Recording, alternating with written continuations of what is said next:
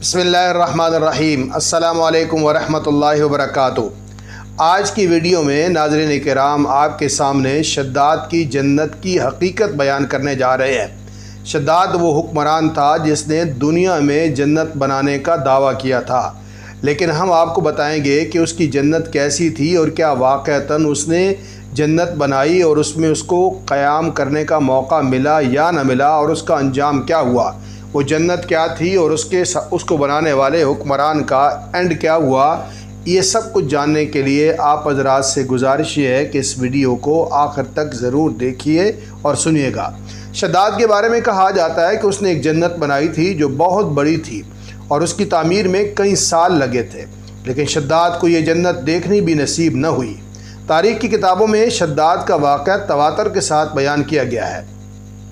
شداد کے بارے میں مشہور ہے کہ وہ قوم عاد کا بادشاہ تھا۔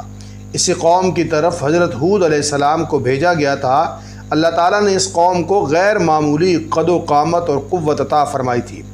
ان میں ہر شخص کا قد کم از کم 12 گز کا ہوتا تھا۔ طاقت کا یہ حال تھا کہ بڑے سے بڑا پتھر جس کو کئی آدمی مل کر بھی نہ اٹھا سکیں، ان کا ایک آدمی ایک ہاتھ سے اٹھا کر پھینک دیتا تھا۔ یہ لوگ طاقت و قوت کے بل بوتے پر پورے یمن پر قابض ہو گئے۔ 2 بادشاہ خاص طور پر میں بہت جاہ و جلال والے گزرے ہیں۔ وہ دونوں بھائی تھے، ایک کا نام شدید تھا جو بڑا تھا، اور دوسرے کا نام شداد تھا جو شدید کے بعد تخت نشین ہوا۔ یہ دونوں وسیع علاقے پر قابض ہو گئے اور بے شمار لشکر و خزانے انہوں نے جمع کر لیے تھے۔ شداد نے اپنے بھائی شدید کے بعد سلطنت کی رونق و کمال کو عروج تک پہنچایا۔ دنیا کے کئی بادشاہ ان کے باج گزار تھے۔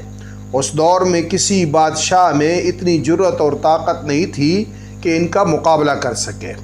اس تسلط اور غلبے نے اس کو اتنا مغرور اور متکبر کر دیا کہ اس نے خدائی کا دعویٰ کر دیا۔ اس وقت علماء و مصلحین نے جو سابقہ انبیاء کے علوم کے وارث تھے اسے سمجھایا اور اللہ کے عذاب سے ڈرایا، تو وہ کہنے لگا جو حکومت و دولت عزت اس کو اب حاصل ہے، اس سے زیادہ اللہ تعالیٰ کی عبادت کرنے سے کیا حاصل ہوگا؟ جو کوئی کسی کی خدمت و اطاعت کرتا ہے یا تو عزت و منصب کی ترقی کے لیے کرتا ہے یا دولت کے لیے کرتا ہے، مجھے تو یہ سب کچھ حاصل ہے، مجھے کیا ضرورت ہے کہ میں کسی کی عبادت کروں۔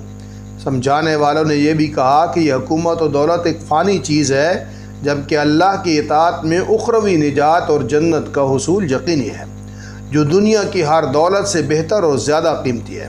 اس نے پوچھا یہ جنت کیسی ہوتی ہے؟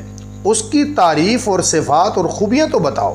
نصیحت کرنے والوں نے جنت کی وہ صفات جو انبیاء اکرام کی تعلیمات کے ذریعے ان تک پہنچی تھی اس کے سامنے بیان کی۔ اس نے کہا مجھے اس جنت کی ضرورت نہیں ہے، میں تو خود ایسی جنت بنا سکتا ہوں۔ اس دن سے شداد کی مسلسل یہ کوشش رہی کہ وہ ایک ایسا شہر تعمیر کرائے جو ہر لحاظ سے جنت جیسا ہو۔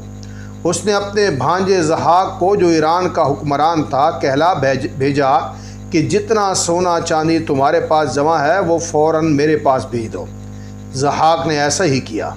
شداد نے پورے ملک میں اپنے کارندے روانہ کیے جو بہت بڑی مقدار میں سونا چاندی جمع کر کے لائے۔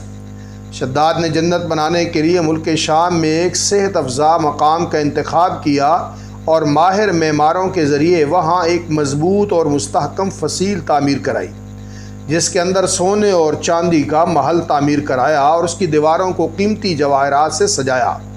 اس نے شہر کے وسط میں ایک ایسی نہر بنوائی جس کے پانی میں سنگریزوں کی بجائے ہیرے جواہرات بہتے تھے۔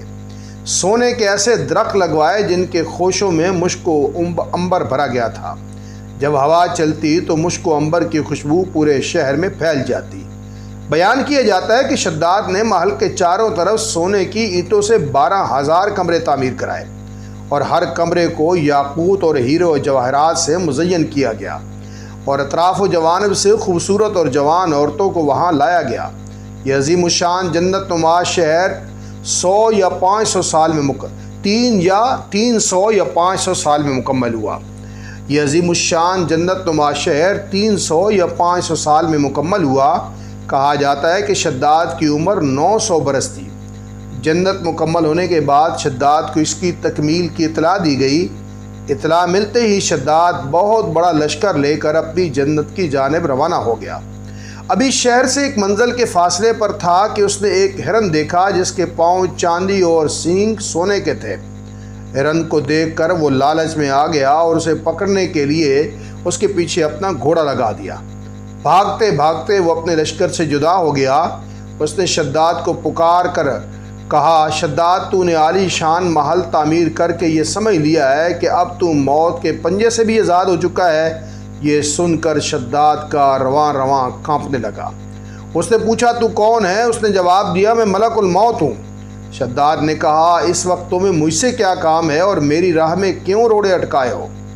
ملک الموت نے کہا، میں صحرا میں تیری روح قبض کرنے آیا ہوں۔ شداد نے کہا، مجھے کم از کم مجھے اتنی مہلت تو دے دو کہ میں اپنی بنائی ہوئی جنت کو اپنی آنکھوں سے دیکھ لوں۔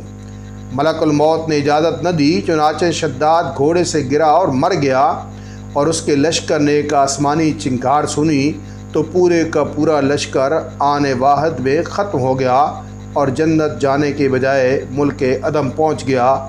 یہ تھا شداد کا واقعہ، جس نے بڑی محنت سے لاکھوں اربوں روپے خرچ کر کے درہم و دینار لگا کے سونے اور چاندی کی اینٹوں سے اپنے لیے دنیا میں جنت کے محل بنائے، لیکن شومیری قسمت یہ کہ جس جنت کو اس نے بنایا تھا اس جنت میں داخلے سے پہلے ملک الموت نے اس کے زندگی کا قصہ تمام کر دیا۔